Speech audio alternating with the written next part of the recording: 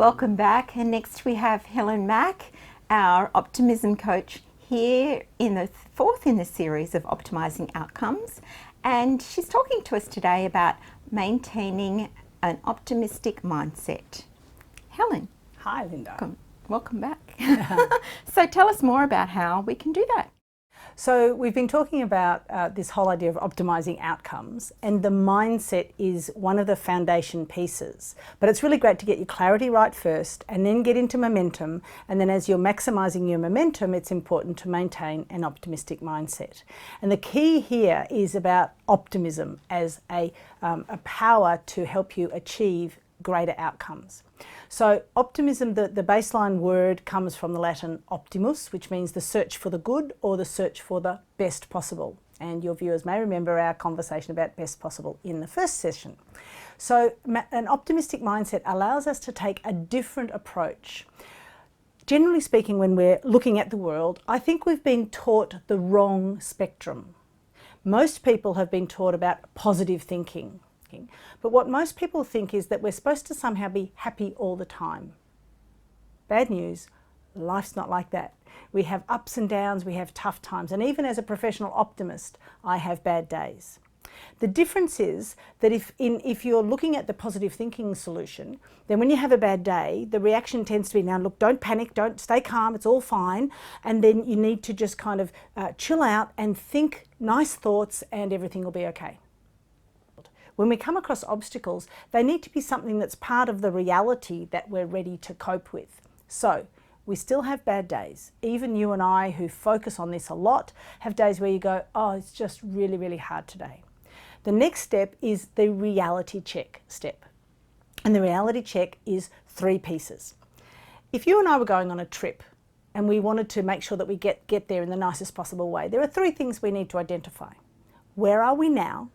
Where are we going? And what's the best way to get there? The optimistic mindset is exactly the same thing. Where am I now? What's going on in my world? What is it that I want to achieve? Going back to our clarity conversations of earlier. And then where do I want to end up? Given that we know that there may be detours and adjustments along the way, what's the ultimate goal currently? And then what's the best method for me to get there, including thinking about my resources? Now, resources might be physical resources, but they also might be people or time or money or effort or energy, so a variety of resources. Where am I now? Where do I want to go? And what have I got on my team, on my side, to get me there? Having done that, we then do the what's possible, best possible conversation that we covered in the first session, so that we can identify the best possible way to take action on that goal.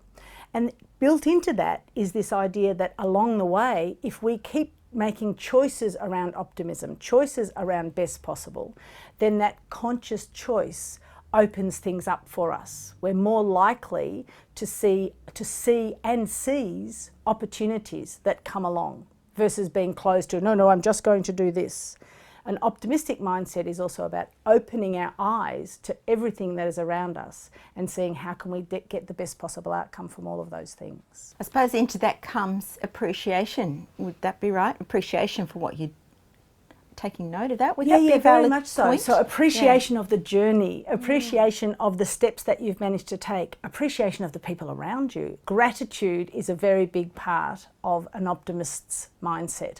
So being grateful and, very importantly, expressing that gratitude. So one of the ways to maintain an optimistic mindset is to be grateful for where you are and to express gratitude for the people around you who helped you get there. Another element of the optimistic mindset is learn from every experience.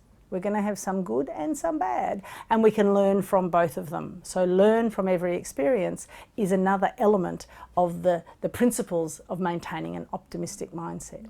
I think one of the other things that sometimes happens is that people kind of beat themselves up if there's not a learning. That's okay. It can just be a thing that happened, and we can process it and say, okay, I'm just going to learn not to do that again. That's enough of a learning. We don't have to have some kind of great revelation after we've had a bad experience. And Helen, how does maintaining the mindset actually help us to optimise opportunities in our lives? Lovely question, Linda. The thing about opportunities is that our ability to respond to those opportunities is very much about where our mindset is. So if we go right back to the first session around not possible, if an opportunity comes across our path and we go, oh, that's not for me, or that's not possible, or I can't do that, then we get closed down to that opportunity. An optimistic mindset says, what part of this might work for me? Is there something in here that I could do for a learning opportunity, for someone else that I care about, for a cause that matters to me? So as a very quick example, when I moved to Trentham with my late husband, the local Great Trentham Spudfest was struggling. It was closed down. The people who were running it had kind of made it small. And an opportunity arose for me to become the big spud. I could have said, look, I'm just going to leave that to someone else. But I was new in the town, and I could see that this festival had great opportunities to bring everyone together. So it was an opportunity for me to practice my collaboration skills, to get more connected into the town. And over the next couple of years, I expanded the festival so that it's now a 4-precinct, whole of village, everyone involved, and a whole number of different ways to celebrate the potato, which is so critical to my hometown community. The optimistic mindset allowed me to keep asking, what's possible? What's the best possible outcome? Who should I bring in? So I used the clarity questions as well as the not possible, what's possible, best possible pieces of the optimistic approach to optimizing outcomes. Isn't that a lot of O's? And what it meant was that I had opportunities that I would never have had to connect in with my community and to make a difference to a whole bunch of people that I really like. So my recommendation to your viewers is, when you're faced with an opportunity that feels a bit big, just use that creating clarity step and then ask the what's possible question. What's possible for me? What's the best possible outcome? And then just take that tiny wee step forward. Wonderful, wonderful. That first step's always sometimes the hardest and can be the most simplest. Important. Yeah. Wonderful, thank you. And we'll go to break now. And if you'd like more information on Helen Mack and maintaining an optimistic mindset, then please go to her webpage on our website, healthwellbeingandlifestyle.com.au. See you back next time with Helen on Taking Action.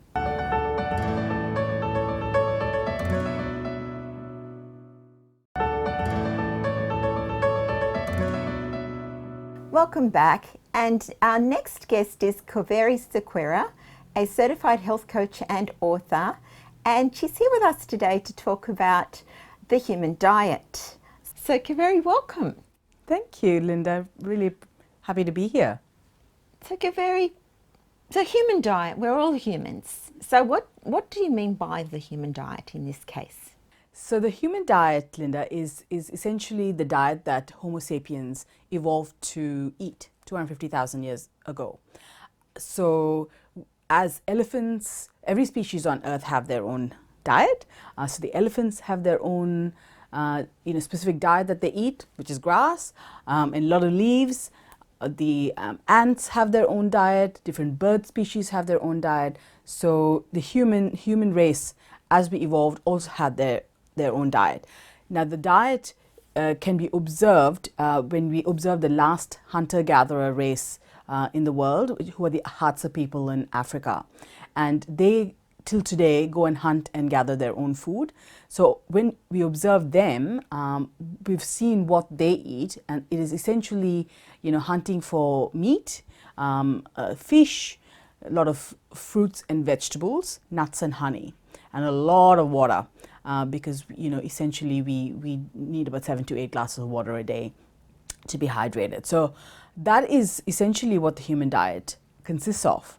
And unfortunately, in today's modern world, we are not following the human diet, and that is why we have a lot of issues with disease and like type 2 diabetes and lifestyle associated disease, because we've kind of veered away from that human diet. So my quest is to let people know of how, about it, so they're more aware of what it is, and then they can actually, have overall a healthier lifestyle. Now, when I started following the human diet, close to like 3 years ago, I was a completely different person prior to that. Like now, after I started following that healthier lifestyle, I released about 15 kilos because my body felt it was time to let go of all that excess weight because my body felt healed and supported. I have so much more energy, so much more flexibility, so much more mental clarity to do the work and that I love and help people. And essentially, it's something that I very, very much believe in. So then you talked about how it benefited you. What other benefits come from eating a human diet?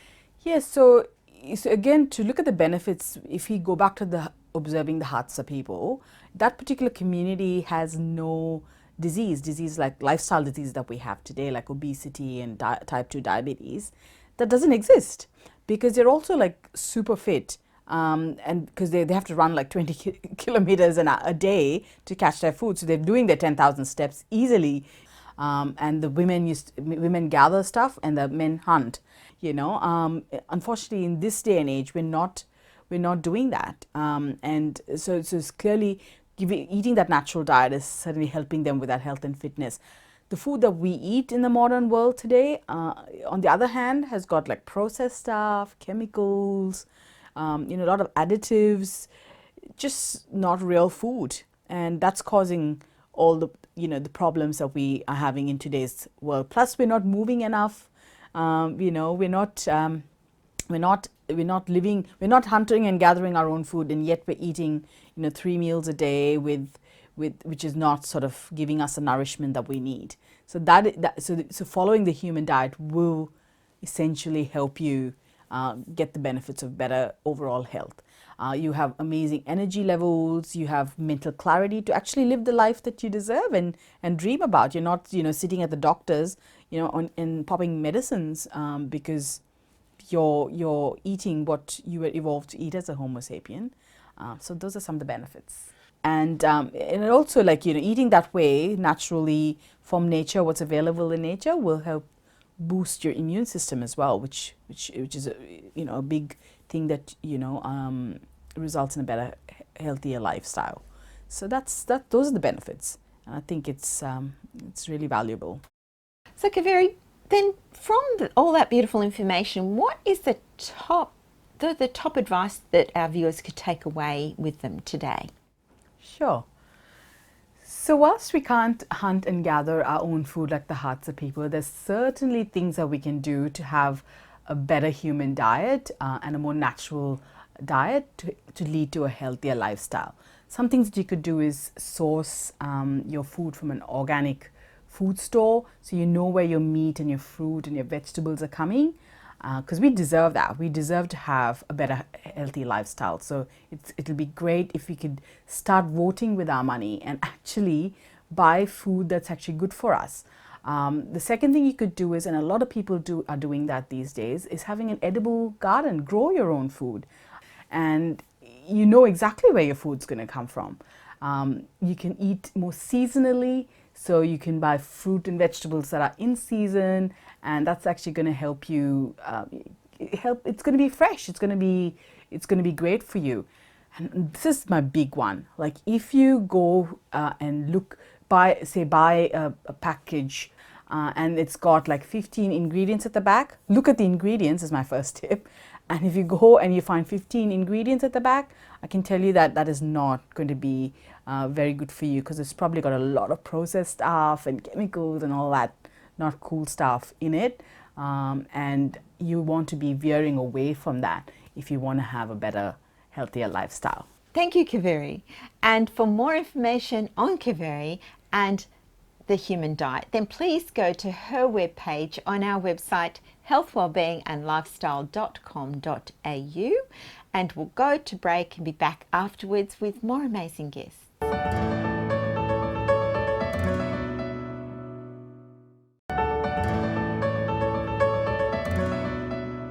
And for our next guest, we have Dr. Zara Chelik back with us, our integrative health and wellness expert.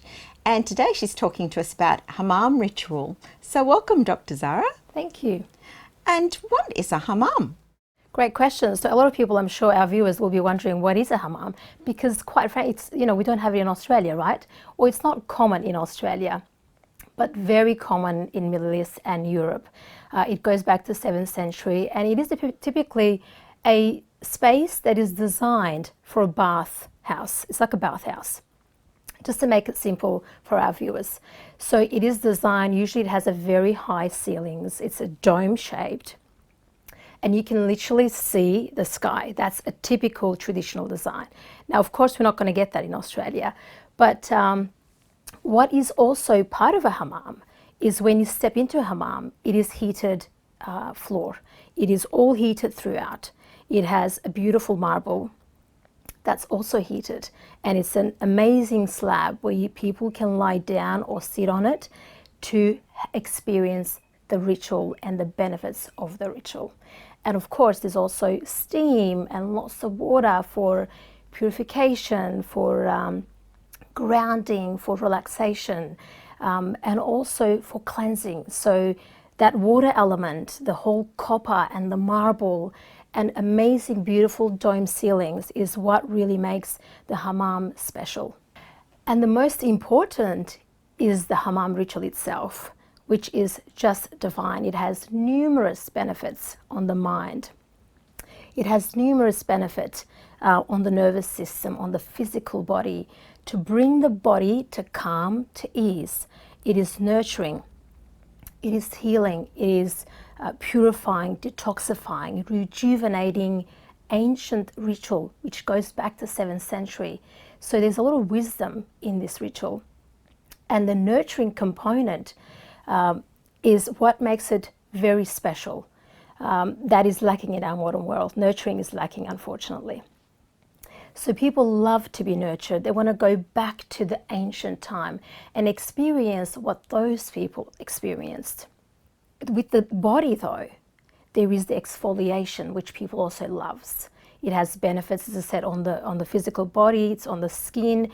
So there is a kesa glove that is used, which is only used in hammam rituals, which again makes it unique, to remove the dead skin, to get that dead layers of the skin off, where skin's able to breathe, detox efficiently.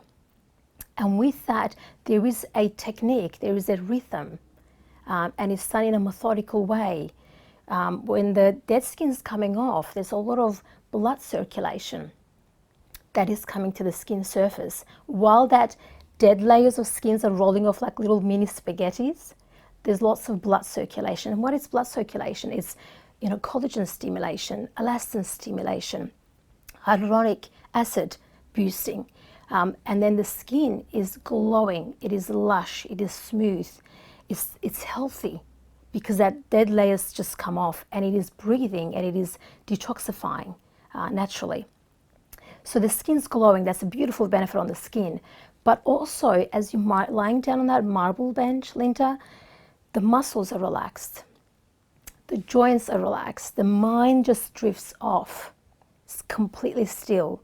You're not thinking about the modern life, and that's again what makes it beautiful.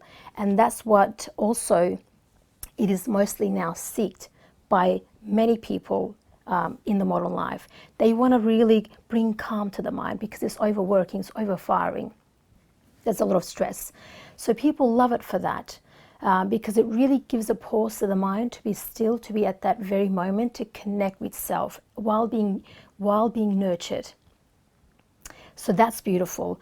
But the muscles are relaxed, the body is completely relaxed, so it helps with aches and pains.